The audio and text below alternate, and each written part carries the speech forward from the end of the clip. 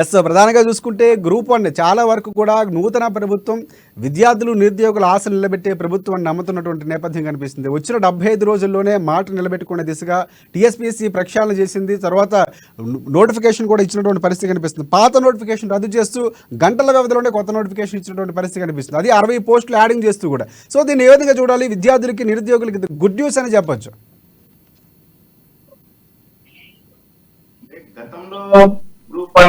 దానికోసం గత ప్రభుత్వం విడుదల చేసినప్పటికీ కొన్ని లోపాలున్నాయి, సరిగ్గా లేదు నోటిఫికేషన్. కొంతమంది ఇబ్బందికరంగా ఉంది, కొంతమంది అనర్హులుగా అయ్యే అవకాశం ఉందని చెప్పేసి కొంతమంది స్కూళ్ళకు వెళ్ళడము, అభ్యంతరాలు వ్యక్తం చేయడము ఇవన్నీ జరిగాయి. దీంతో కొంత ఆగిపోయాయి. అదేవిధంగా టీఎస్పీఎస్సీలో పేపర్ లీకేజ్ జరుగుతున్నాయి అన్న ఉద్దేశంతో ఎగ్జామ్ కూడా ఆపేశారు. గ్రూప్ 1 ఎగ్జామ్ కూడా ఆపేశారు. వీటన్నిటి ప్రభుత్వం గత ప్రభుత్వంలో తీసుకున్న నిర్ణయాన్ని పూర్తి స్థాయిలో మార్పులు చేయాలి. ఇక్కడ ఎవరికి ఇలాంటి అభ్యంతరాలు ఉండకుండా చర్యలు తీసుకోవాలనే ఉద్దేశంతో పూర్తి స్థాయిలో గ్రూప్ 1 ఎగ్జామ్ సంబంధించిన విషయాల్లో కొంత ఉన్నత స్థాయి సమీక్ష నిర్వహించి అందుకు సంబంధించిన కొన్ని గైడ్ లైన్స్ కూడా మార్చిన తర్వాతనే నేను రిలీజ్ చేయాలనుకున్నారు. కాబట్టి ప్లస్ కొత్తగా ఒక 60 ఉద్యోగాలు జాయిన్ చేస్తూ పాత నోటిఫికేషన్ పూర్తి స్థాయిలో రద్దు చేస్తుంది.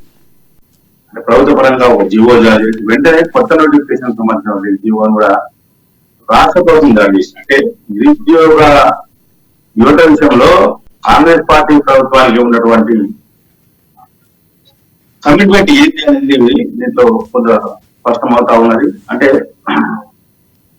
ఉద్యోగ భర్తీల విషయంలో మొదటి కాంగ్రెస్ పార్టీ నేను కట్టుబడి ఉన్నాము. నిరుద్యోగ యువతకు ఉపాధి కల్పిస్తాము, ఖచ్చితంగా ఏటా 2 లక్షల ఉద్యోగాలను భర్తీ చేస్తామని చెప్పినటువంటి రాష్ట్ర ప్రభుత్వం ఫస్ట్ గ్రూప్ 1 తో స్టార్ట్ చేసింది. మొన్న కూడా కొంతమంది 25,000 మందికి పోలీసు కానిస్టేబుల్స్, తర్వాత నర్సింగ్ స్టాఫ్, గురుకుల టీచర్స్ వీళ్ళకి ఇచ్చామని చెప్పారు. అది కొంత అంటే డెవలప్మెంట్ జరిగింది. ఇది కూడా కొంత అంటే ఈ ఎగ్జామ్ కూడా జరిగినప్పుడు మిగతా టీఎస్పీఎస్సీ, యూపీఎస్సీ తరహాలో పూర్తి స్థాయిలో పారదర్శకంగా ఉంచి ఎలాంటి లీకేజ్ లేకుండా ఉండాలి అన్న ఉద్దేశం ఉన్న ప్రభుత్వం ఇది ఒక ముందడుగా అని చెప్పచ్చు. టీఎస్పీఎస్సీ సంబంధించి ఒక ముందడుగా అని చెప్పచ్చు.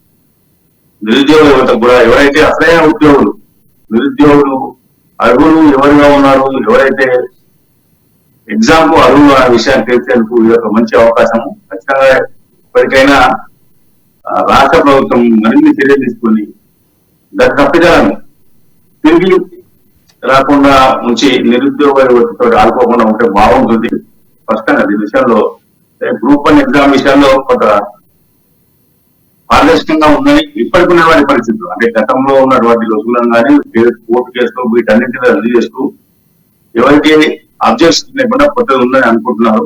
అప్పుడు రాత్రే వచ్చింది కాబట్టి ఈ రోజు పొద్దున ఏమన్నా కొంతమంది ఆవేదన చేస్తారా ఏందనే విషయంలో కొంత ఆలోచన చేస్తాల్సి ఉంది. ఏదేమైనప్పటికీ ఇది ఉండదు అనుకుంటున్నారు చాలా మంది.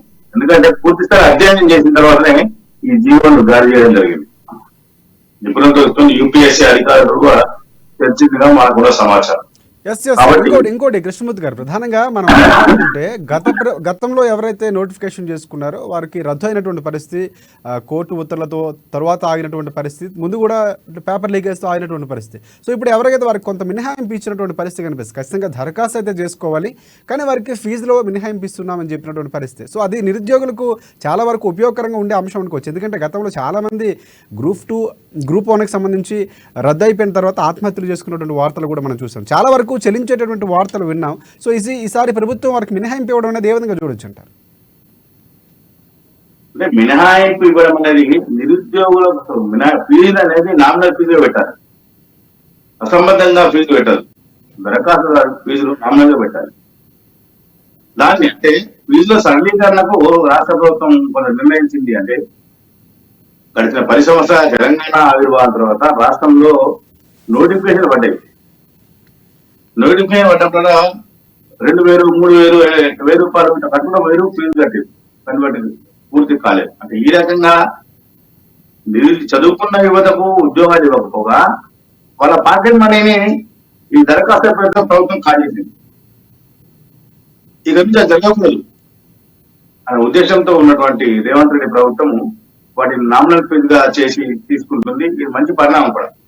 అంటే యువత విషయంలో, నిరుద్యోగ యువత విషయంలో రాష్ట్ర ప్రభుత్వంకు ఉన్నటువంటి కన్సల్టింగ్ ఏంటి అనేది ఇక్కడ స్పష్టంగా తెలుస్తా ఉంది. కాబట్టి ఖచ్చితంగా ఈ విషయంలో నిరుద్యోగ యువత కాంగ్రెస్ పార్టీ ప్రభుత్వం యొక్క పనితీరు గమనిస్తుంది అనుకోవచ్చు.